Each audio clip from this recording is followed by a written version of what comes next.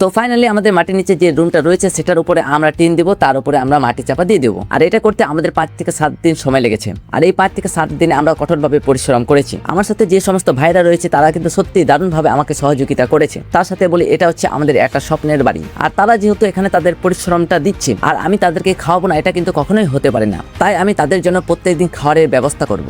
আজকে তাদের খাওয়ার জন্য আমি 2টো করে ডিম নিয়ে এনেছি। তার সাথে এখানে আমি রান্না বান্না করা শুরু করব। এখন তারা কিন্তু সকালবেলা স্কুলে যায়, স্কুল থেকে আসার পর তারা কিন্তু এই স্বপ্নের বাড়ি তৈরির কাজে লেগে পড়ে। আজকে আমাদের বাড়ি বানানো প্রায় কমপ্লিট। তার সাথে বলি তোমরা যারা আমাদের ভিডিও দেখো তাদের উদ্দেশ্যে আমরা সবাই বলি তোমরা আমাদেরকে সাপোর্ট করো। এই বাড়িটা তৈরি হয়ে গেলে আমরা এখানে নতুন একটা ডিজাইন করব যেটা সত্যিই দারুণ হবে। তারপর আরো কিছু নতুন ভিডিও দিব যেগুলো তোমাদের অবশ্যই ভালো লাগবে। অনেকেই আমাদের ভিডিওগুলো দেখে একটু বিরক্তও মনে করছিল যে প্রত্যেকদিন মাটি খোঁড়ার ভিডিও। তবে আমাদের দলের মধ্যে যেহেতু অনেক বড় বড় কাজের লোক রয়েছে, এদের দ্বারা যতটুকু আমরা পেরেছি মাথার ঘাম পায়ে ফেলে এই স্বপ্নের বাড়িটা আমরা তৈরি করছি। জীবনে কোনোদিন আমরা নিজের হাতের তৈরি বাড়ি করিনি, যেটা মনে হবে যে নিজের এই বাড়িটা নিজেরই।